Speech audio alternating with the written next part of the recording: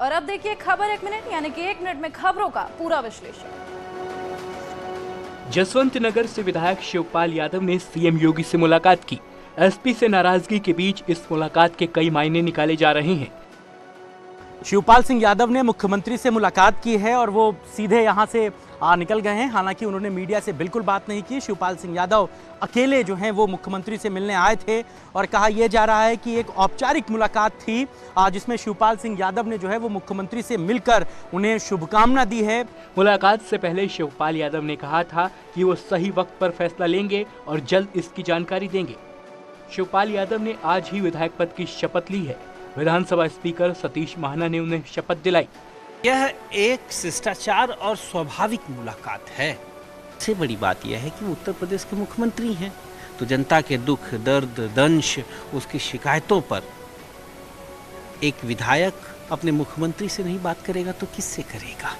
एक अच्छे लोकतंत्र में सबको मिलते जुलते रहना चाहिए, क्योंकि उनका भी वो स्वयं में भी विधायक हैं, एक राजनेता हैं, उनके क्षेत्र की समस्याएं होंगी, हमारी भी समस्याएं होंगी। निसंदेह वह चाहे वो मुख्यमंत्री हो या कोई मंत्री हो उनके द्वारा ही होगी। इसलिए मैं इसको कोई बहुत गंभीर मसला के रूप में नहीं देखता हूँ। योगी सरकार ने सभी मंत्रियों के सामने 100 दिन का लक्ष्य रखा है। मंत्रियों से लेकर अधिकारियों को अगले 100 दिन का एजेंडा तैयार कर उस पर तुरंत काम शुरू करने के सख्त निर्देश दिए गए हैं, जिस पर डिप्टी सीएम ने अधिकारियों को 48 घंटे के अंदर प्रेजेंटेशन देने के लिए कहा है। और 100 दिन की कार्य योजना 48 घंटे में तैयार करके प्रेजेंटेशन देने की बात कह दी है।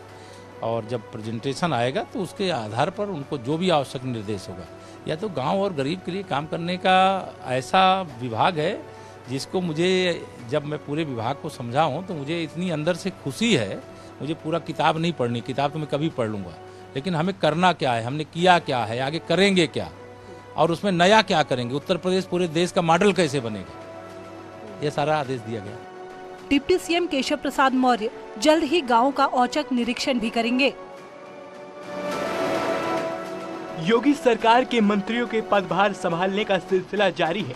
सभी नए मंत्रियों को 100 दिन का एक एजेंडा दिया गया है। मंत्रियों को भी अपने अपने मंत्रालय का प्लान साझा करना होगा। इसके बाद संकल्प पत्र के आधार पर हर मंत्रालय को अलग अलग लक्ष्य दिए जाएंगे, जिन्हें समय रहते पूरा करना होगा। आज जल शक्ति मंत्री स्वतंत्र देव सिंह और ऊर्जा मंत्री अरविंद कुमार शर्मा ने अपना पदभार ग्रहण किया। इस दौरान दोनों ने सरकार की नीतियों को जन जन तक पहुंचाने का संकल्प लिया, जिससे लोगों को योजना का लाभ मिल सके। 100 दिन का लक्ष्य क्या होगा, आज उसी पर हम लोग चर्चा करेंगे और उस लक्ष्य को प्राप्त कैसे करेंगे, किस प्रकार की परिश्रम की पराकाष्ठा हम सब करेंगे और गरीबों को लाभ कैसे मिले, आज उसी की चिंतन बैठक है। बहुत अहम जिम्मेदारी है, मुझे मालूम है।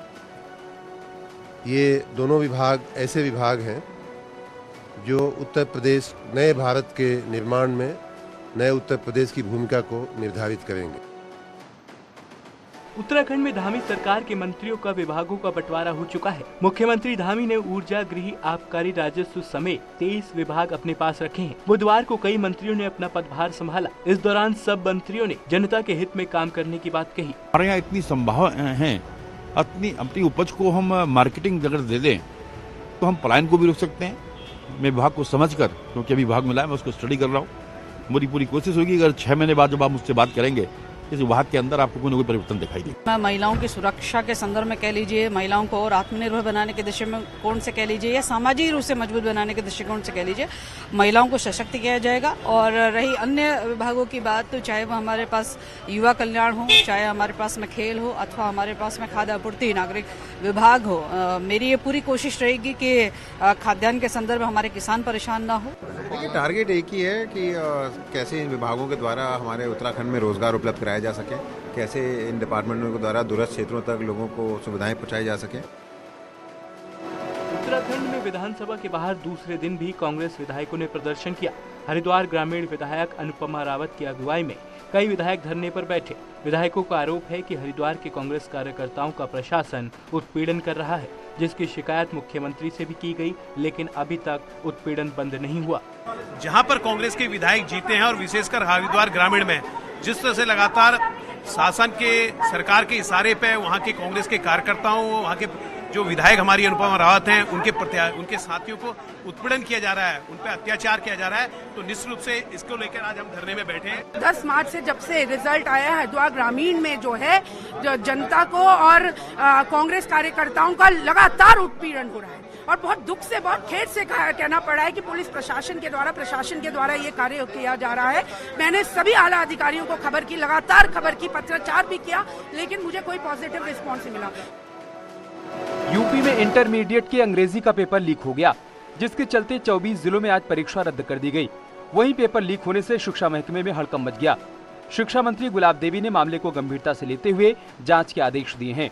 जैसे ही हमें जानकारी मिली है कि बलिया में पेपर आउट हुआ है, वैसे ही ये निर्देश दिए गए हैं कि जांच करने के उपरांत जो दोषी हैं, चाहे प्रधानाचार्य हैं, चाहे जीआईओएस हैं या संबंधित अधिकारी हैं, उनके खिलाफ कार्रवाई की जाएगी।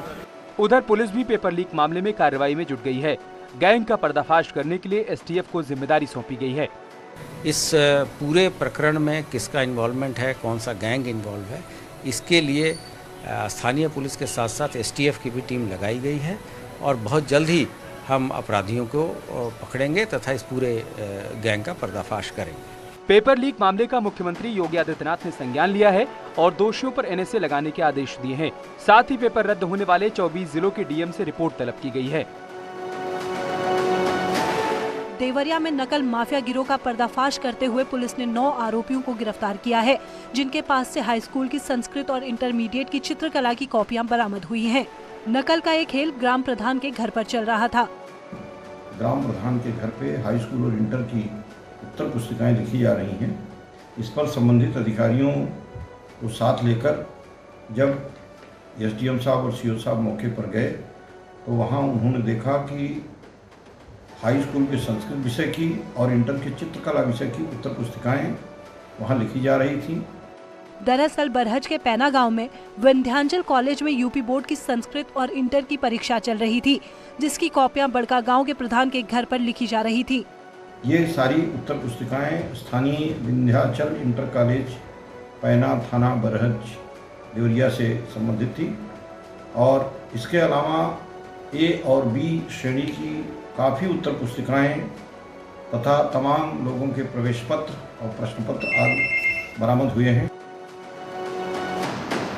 बदायूं में पुलिस ने गैंगस्टर एक्ट के खिलाफ कुर्की की कार्रवाई की। ढोल नगाड़े बजाकर पुलिस ने बदमाश के नाम की मुनादी करवाई, जिसके बाद उसके घर के बाहर एक नोटिस चिपकाकर करीब 80 लाख की संपत्ति को पुलिस ने जब्त किया। मामला सदर कोतवाली के खंडित सारी का है।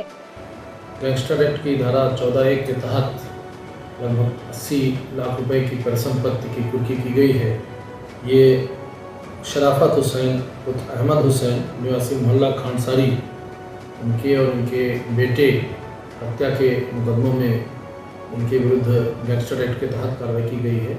गैंगस्टर शराफत हुसैन हत्या के मामले में वांटेड है। इस मुकदमे से जुड़े अन्य अपराधियों की भी संपत्ति कुर्क की कार्रवाई जल्द की जाएगी। उनकी संपत्ति को कुर्क किया गया है, जिसकी बाजार में कीमत लगभग 80 लाख रुपए है और इन लोगों, इस गैंग से जुड़े अन्य लोगों की भी परिसंपत्तियां।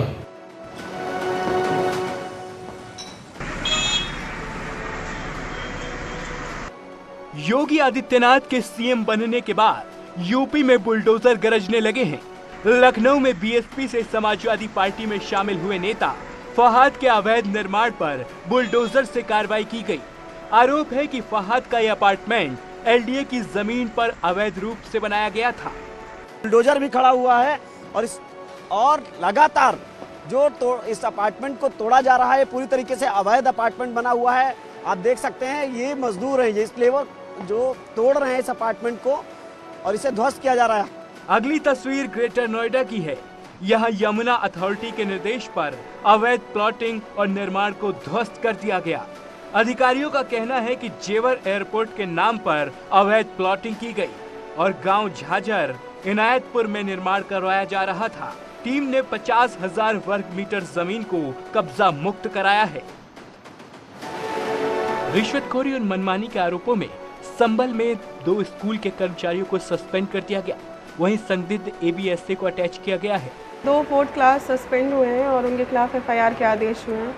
एक 4th क्लास है जो एक टीचर थी, उनके पास रिकॉर्डिंग थी जो कि साक्ष्य के रूप में लिया गया है और वो उनके एरियर के लिए वो पैसे मांग रहे थे और काफ़ी कन्वर्सेशन लंबा है, 4-5 ऑडियो है, जिसमें उनकी संलिप्तता प्रायः देखी गई है। योगी सरकार में बदमाशों में पुलिस का खौफ बरकरार है। सहारनपुर में 5 महिला समेत 6 तस्करों ने मिर्जापुर थाने में पहुंचकर अपराध से तौबा की। इन तस्करों ने एसएचओ के सामने हाथ जोड़कर नशे के कारोबार से दूर रहने की शपथ ली। ये सभी एक ही परिवार के सदस्य हैं। उधर सीतापुर के हरगांव में पुलिस और क्राइम ब्रांच की टीम ने मुठभेड़ के बाद 2 बदमाशों को गिरफ्तार किया है। मुठभेड़ में दोनों बदमाशों को गोली लगी है, जिनके कब्जे से 2 तमंचे और कई कारतूस भी बरामद किए गए हैं। पकड़ा गया एक बदमाश संजय हिस्ट्री सीटर है। वहीं गोरखपुर में पुलिस ने एक तस्कर को भी गिरफ्तार किया है, जिसके पास से 5 किलो गांजा बरामद किया है। राजघाट थाना पुलिस ने चकरा अव्वल इलाके से इस तस्कर को गिरफ्तार किया है। आरोपी पहले भी जेल जा चुका है। अमरूद मंडी चकरा अव्वल थाना राजघाट के पास सर हमने एक व्यक्ति गिरफ्तार किया, उत्तेज कुमार उर्फ उत्तेज कुमार, पुत्र जोगेंद्र प्रसाद है। और इसके संबंध में जो है इसके पास से हमने 5 किलोग्राम नाजायज गांजा और 1 अदद मोटरसाइकिल यूपी 52 AH 5318